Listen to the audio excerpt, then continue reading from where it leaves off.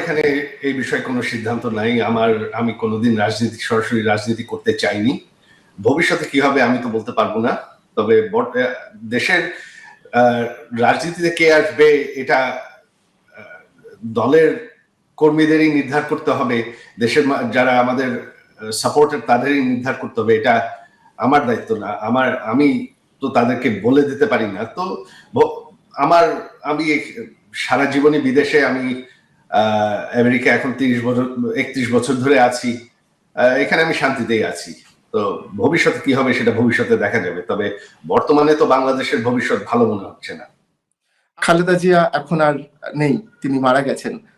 তারেক রহমান, তার পরবর্তী প্রজন্ম ক্ষমতায় এসছেন, রাজনীতিতে এসছেন, বাংলাদেশের রাজনীতিতে যোগ দিয়েছেন।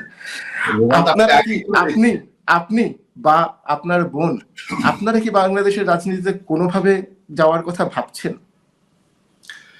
না, আমাদের সেরকম কোনো চিন্তা নেই। তবে বাংলাদেশে এখন ভবিষ্যৎ কি হবে, আপনার যেটা বললেন যে হ্যাঁ, আওয়ামী লীগ যে এত বছর ক্ষমতায় ছিল, তার আগে আওয়ামী লীগ বিএনপি দুদলই ক্ষমতায় ছিল।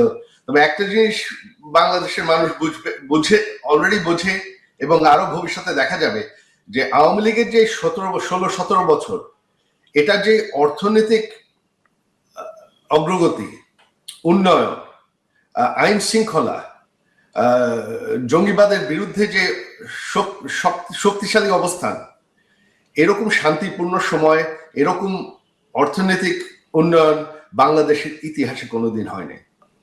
যদি এরকম পরিস্থিতি তৈরি হয় যে যারা আওয়ামী লীগের যে নেতারা অলরেডি কনভিক্টেড বা যাদের বিরুদ্ধে বিভিন্ন অভিযোগ রয়েছে, যারা দেশের বাইরে বা বাংলাদেশের জেলে যারা আছেন, তাদেরকে বাদ দিয়ে নতুন প্রজন্মের আওয়ামী লীগ তৈরি করতে হয়, নতুন প্রজন্মের আওয়ামী লীগ, নতুন নেতৃত্ব যদি সামনে নিয়ে আসতে হয়, আপনার কি সাজেশন থাকবে সেক্ষেত্রে? এটা দলের বিষয়। আওয়ামী লীগ একটা গণতান্ত্রিক দল। আওয়ামী লীগের নেতৃত্ব কে দেবে সেটা আওয়ামী লীগ নির্ধার করবে। এটা আমি বলে দিতে পারবো না।